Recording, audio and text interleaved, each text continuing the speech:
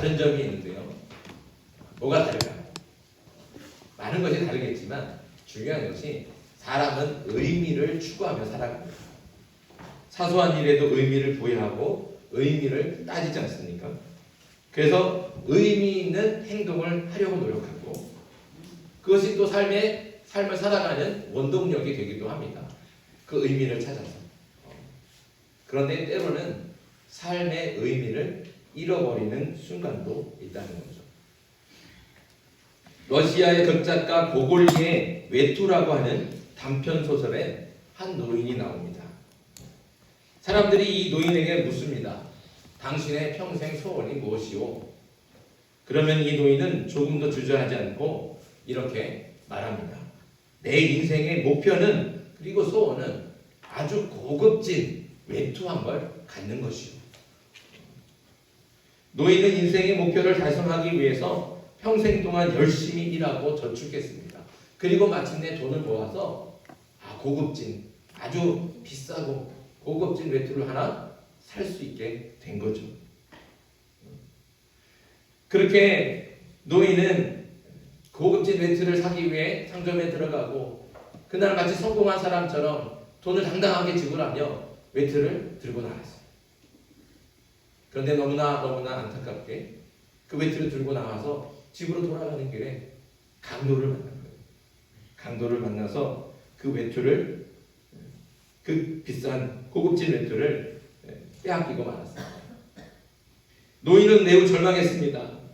단순히 고급 외투를 빼앗긴 것이 아니라 그는 그의 성공을 빼앗겨버리고 말았습니다. 그의 행복을 빼앗긴 것이죠. 그가 이제까지 살아온 이유와 의미를 빼앗기고 말한 겁니다. 그날 이후 그 노인은 삶의 의미를 잃어버린 채 좌절의 늪에 빠졌고 너무 속상한 나머지 시름시름 앓다가 결국 죽고 말았습니다. 노인은 평생 외투만을 보며 살아왔습니다. 외투만이 그가 살아있는 이유였는데 그 외투를 잃어버리니까 그는 살아갈 이유가 또 의미도 없어진 겁니다. 외투를 잃어버렸다는 것은 곧 삶의 의미를 잃어버린 것과 마찬가지입니다. 이렇게 삶의 의미를 잃어버렸다. 그것은 곧 무엇을 의미하느냐? 사망을 의미합니다. 비록 소설의 이야기지만 결코 소설 속에서만 벌어지는 일은 아닌 것 같습니다. 지금 우리가 살고 있는 현실에서도 삶의 의미를 잃어버리고 살아가는 사람들이 많이 있습니다.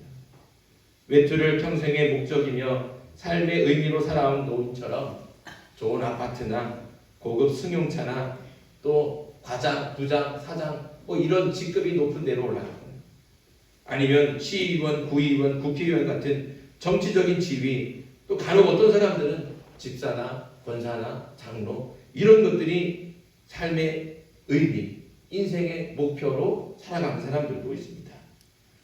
이런 목표와 의미들을 가지고 살다가 어느 순간 우리는 그 의미를 잃어버리는 때가 있습니다. 평생 다니던 직장에서 한순간 퇴직을 강요당할 때 아무리 열심히 일해서 돈을 벌어도 대출 이자 내고 방세 내고 핸드폰 값 내고 전기세 내고 이것저것 다 내고 나면 손에는 아무것도 쥔 게 없을 때 그렇게 올라가고 싶고 승진하고 싶은데 매번 승진 때마다 떨어질 때 남편과 자식만 바라보며 가족을 위해 젊음을 바쳤지만 나이 들었다고 남편에게 무관심 받고 아이들은 다 커버리고 그래서 아이들에게 무시당할 때 꼭 이런 때가 아니더라도 사람들은 불현듯 이런 생각이 들 때가 있습니다. 내가 왜 이렇게 살고 있지? 이렇게 살아서 뭐하나? 뭔가 대단한 것을 이루고 손에 많은 것을 쥐고 있었다고 생각했는데 어느 날 아무것도 없는 빈손과 텅 빈 인생을 바라보면서 산다는 것 자체가 무의미하고 공허하고 허망하게 느껴질 때가 있다는 것이죠. 이때가 바로 삶의 의미를 잃어버리는 순간입니다. 이렇게 한순간 불현듯 의미를 상실하는 순간이 눈앞에 닥쳐오면 사람들은 다 당황하게 되어 있습니다. 어찌할 바를 모르고 우왕좌왕하고 어떻게 해야 할지 몰라서 주저앉게 되고 절망하고 낙담하고, 이때가 그래서 인생의 최대 위기의 순간입니다. 오늘 본문에 나오는 갈릴리의 어부들이 바로 삶의 의미를 잃어버리고 인생의 심각한 위기를 맞이하고 있습니다. 베드로와 안드레와 또 야고보와 요한은 모두 갈릴리 바다에서 물고기를 잡아서 생계를 이어가고 있는 가난한 어부들입니다. 그날 물고기를 잡지 못하면 생계를 이어갈 수가 없습니다. 오늘 본문에는 말씀이 없지만 누가복음을 보면 베드로를 비롯한 갈릴리 어부들이 밤새 나아가서 그물질을 한 거예요. 그거를 던졌지만 아침에 돌아와서 한 마리도 그 물고기를 잡지 못했다는 거예요. 빈 그물, 빈 손으로 돌아와서 그물을 다 정리하고 있는 겁니다. 적게 잡아본 적은 있지만 이렇게 한 마리도 잡아본 적은 없었습니다.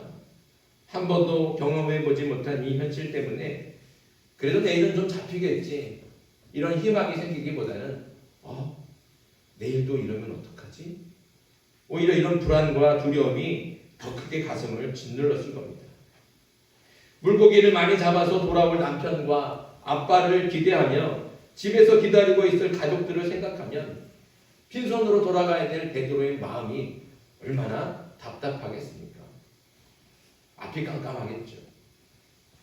아마 이 순간 베드로와 어부들이 느끼는 감정은 평생 한 직장에서 일하다 실직을 당한 그런 사람들과 비슷하지 않을까요?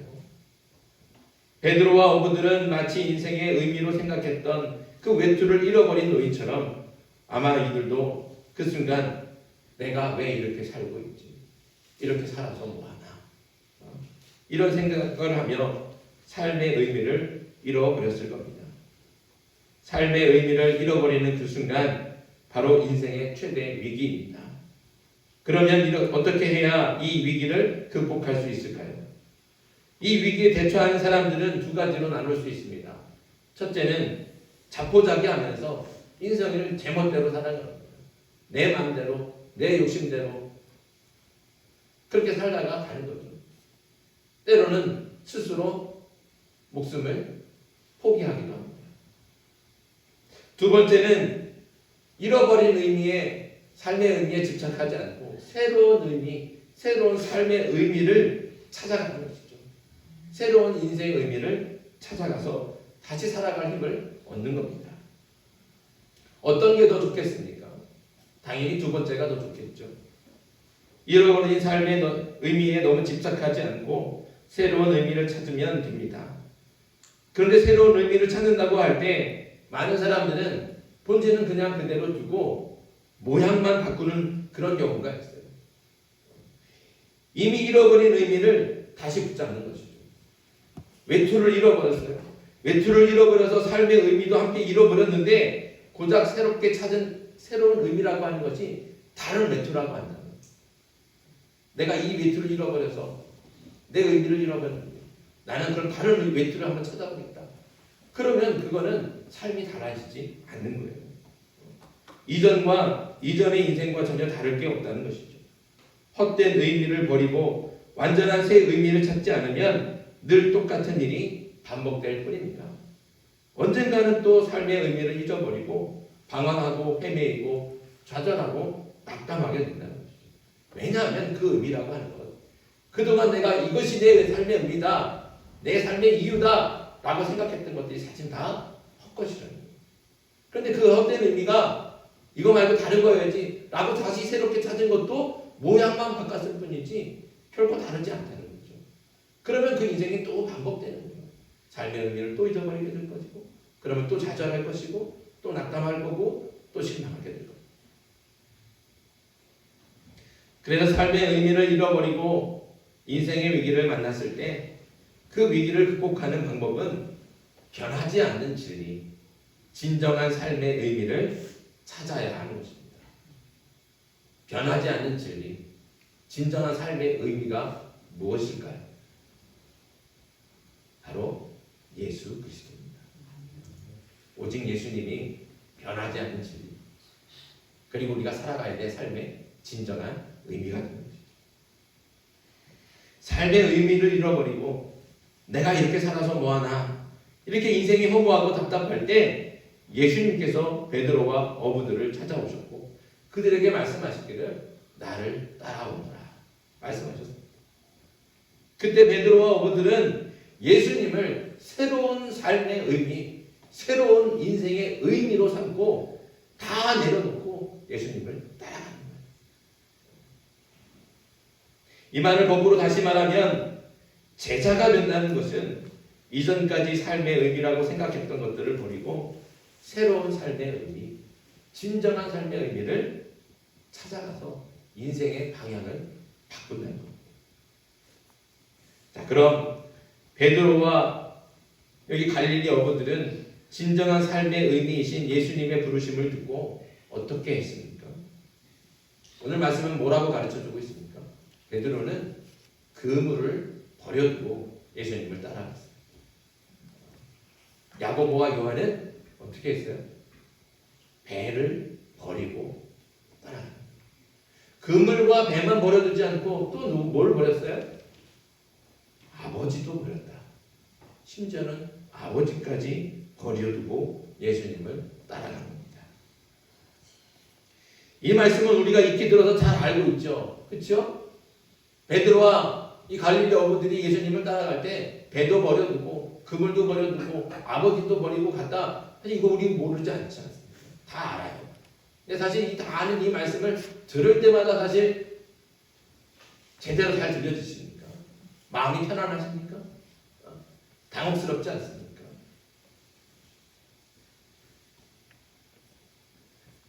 정말 예수님의 제자가 되고 싶은 마음은 있는데 그럼 예수님의 제자가 되려면 오늘 말씀의 베드로처럼 하던 일도 그만두고 직장도 사표 쓰고 가족도 다 내버리고 오직 예수님만 쫓아다녀야 하나 이런 생각을 하면 그냥 마음이 불편하기까지 합니다.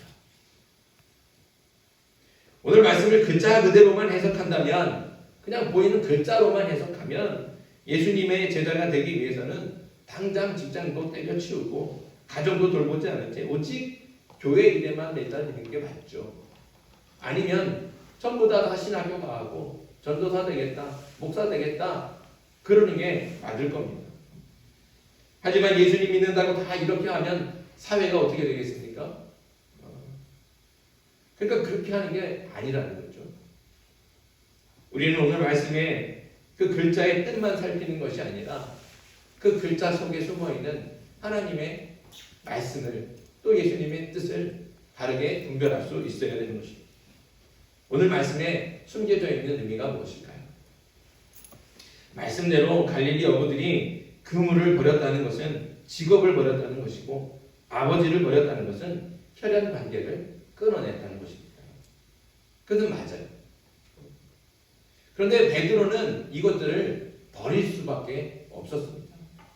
왜냐하면 사람들은 베드로라고 하는 인간 그 자체를 바라보지 않고 베드로 그러면 항상 뭐가 따라오냐?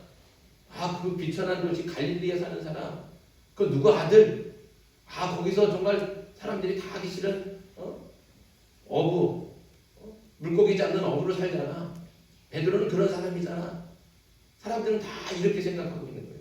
베드로를 생각할 때 베드로라고 하는 인격체를 생각하는 게 아니라 누구의 아들이고 어디 살고 뭐 하는 사람이다. 그것이 베드로를 규정하고 있는 거예요. 이런 모습은 지금도 똑같지 않습니까? 모르는 사람들이 서로 인사를 할 때 명함을 주고받습니다. 그 명함을 주고받을 때 그 명함에는 뭐가 적혀 있습니까? 내 직장, 내 직책, 내 이름, 연락처, 그게 끝이에요. 그러니까 나라는 사람을 직업과 직장과 직책으로 규정하는 겁니다.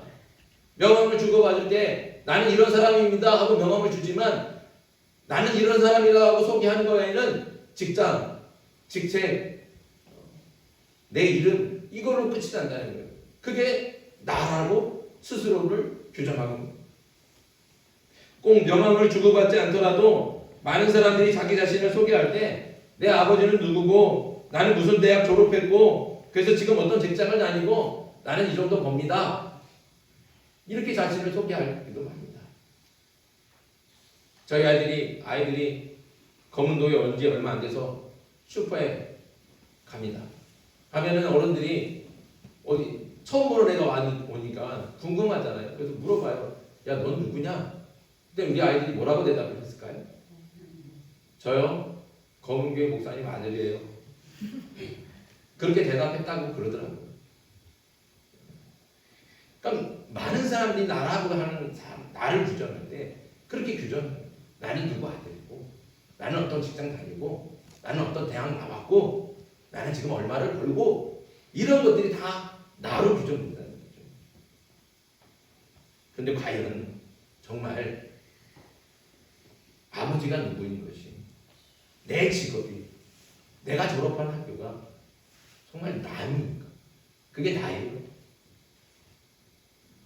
나라고 하는 사람을 설명할 때 그렇게 설명하는 게 적절하겠습니까?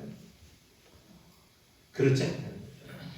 그런 것들은 결코 내가 될 수가 없습니다. 왜냐하면 우리는 하나님의 형상대로 지음받은 너무나 그 존재 자체가 너무나 귀하고 아름다운 존재 아닙니까? 그런데 어떻게 그렇게 아름다운 그렇게 존귀한 사람을 단지 누구의 아들로 어떤 직장에 다니고 어떤 학교를 나오고 얼마 벌고 있는 그런 사람으로 규정할 수 있겠습니까? 하지만 혈연이나 직업 따위가 결코 나를 규정할 수 없고 내가 될 수 없는데도 불구하고 오늘날 우리들은 그것이 나라고 착각하면서 그것을 삶의 의미로 생각하며 살아가는 것이죠. 그게 나라고 생각하니까 어떻게 해요? 자꾸 좋은 직장에 가려고 하는 거예요. 좋은 대학 가려고 하고 더 높은 직책에 올라가려고 하고 그게 나라고 생각하고 그게 내 삶의 의미라고 여기니까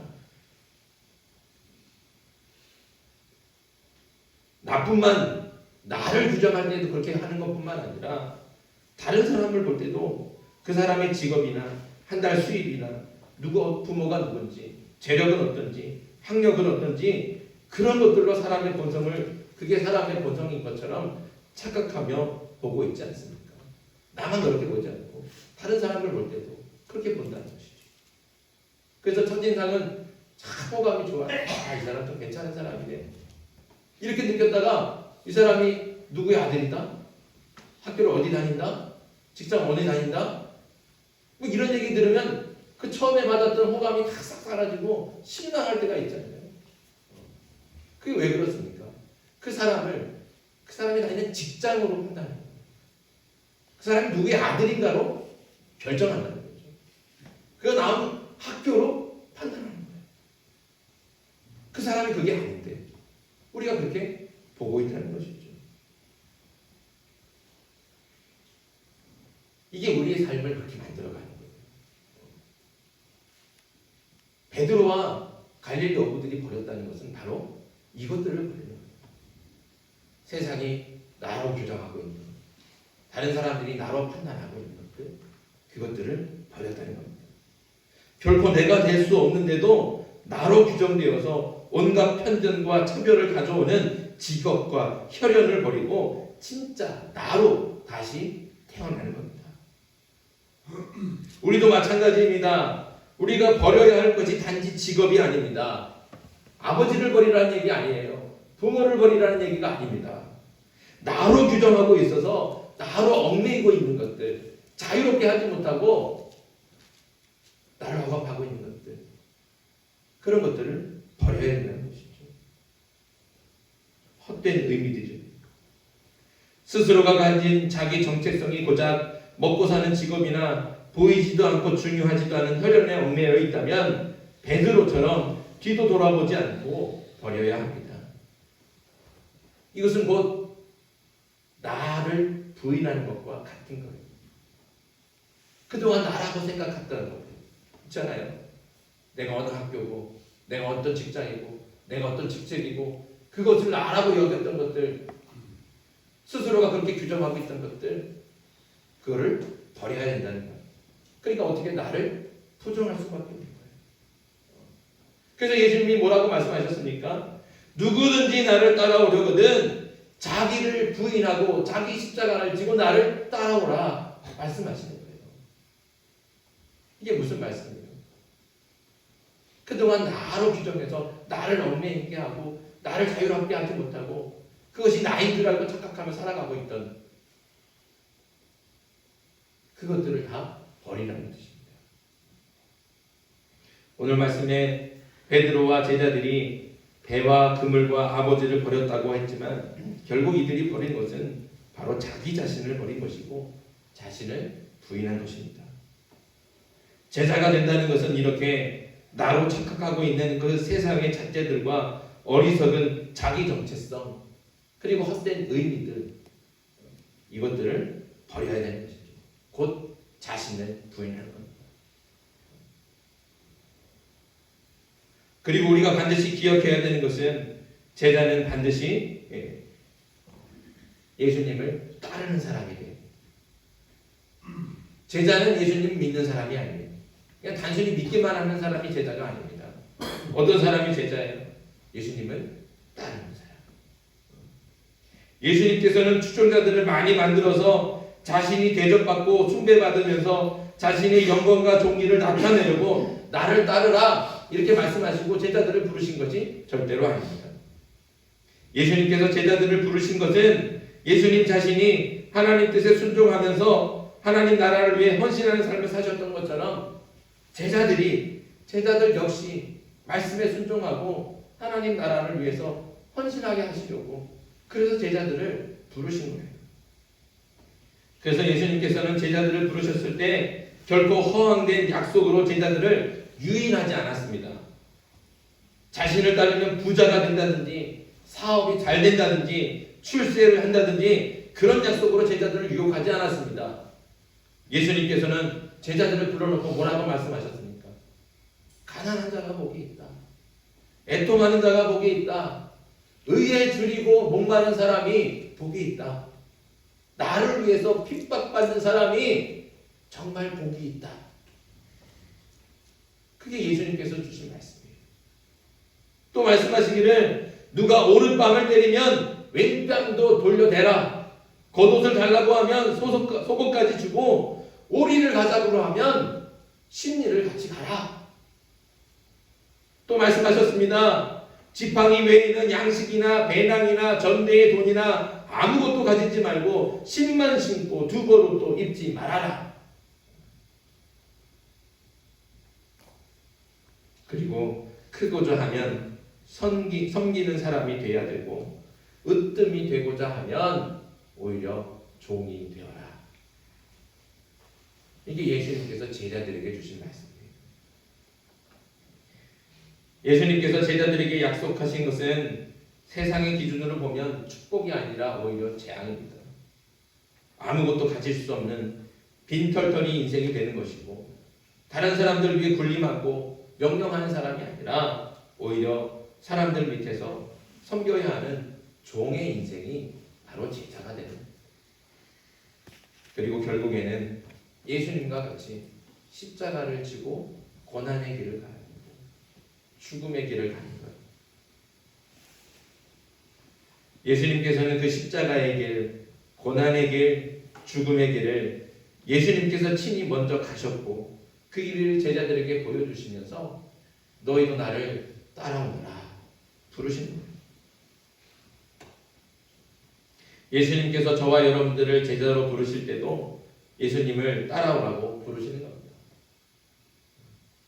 저와 여러분들이 정말 예수님을 진실하게 믿는다면 그 믿음이 그냥 믿는 것으로 그치지 않고 정말로 우리의 신앙이 제자로까지 가야 되는 거예요.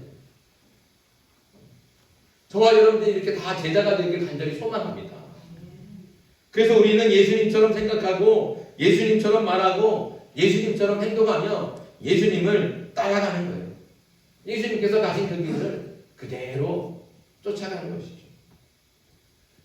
다시 말씀드리지만 제자는 단순히 믿기만 하는 사람이 아니라 예수님을 따라가는 사람입니다. 예수님을 따르는 참된 제자가 되었을 때 그때 비로소 인생이 달라집니다. 여기 베드로와 갈릴리 어부들, 사람들이 다 비난했던 갈릴리라고 천박하다고 천대시하고 외면하고 조롱하는 땅, 그 땅에 살면서 비천한 어부로 물고기를 잡지 않으면 그래서 그 물고기를 잡고 그 물고기를 죽이지 않으면 살아갈 수 없는 사람들. 그래서 자신이 살기 위해 물고기를 잡을 수밖에 없는 그런 인생을 사는 베드로와 갈릴리 어부들이 예수님을 따라갈 때, 삶의 의미를 예수님에게 줄 때 어떤 인생이 됐습니까? 자신을 죽여서 사람을 낳고 사람을 살리는 제자가 됩니다. 인생이 완전히 바뀌지 않습니까? 세상의 기준과 잣대로 그것들로 보면 제자들은 결코 성공한 인생이 아닙니다. 그러나 베드로와 어부들은 사람 낚는 어부가 되어서 그 누구보다 행복하고 그 누구보다 의미 있는 삶을 살았습니다. 사랑하는 성도 여러분, 베드로와 안드레와 또 야고보와 요한이 삶의 의미를 잃고 인생의 위기가 닥쳤을 때 예수 그리스도를 새로운 삶의 의미로 찾았던 것처럼 저와 여러분도 예수님을 그렇게 내 삶의 의미로 찾아갈 수 있기를 간절히 소망합니다. 삶의 의미와 인생의 목적이 오직 예수 그리스도가 되게 하십시오. 그때 비로소 의미 있는 인생을 살게 될 줄 믿습니다. 그 의미 있는 인생을 한마디로 말하면 바로 제자의 삶입니다. 참된 제자가 될 수 있기를 간절히 바랍니다. 참된 제자는 이제까지 자신이라고 착각했던 모든 껍데기를 벗어버리고 나를 부인하며 하나님 나라를 위해 고난의 길을 택한 예수님을 따라가는 거예요. 예수님께서는 지금도 우리를 그렇게 제자로 찾으시고 부르십니다. 나를 따라오라. 예수님의 음성을 듣고 참된 제자가 되는, 그래서 인생의 의미가 바뀌어지고 새로운 의미로 살아갈 수 있는 저와 여러분들이 될 수 있기를 주님의 이름으로 축복합니다. 기도드리겠습니다.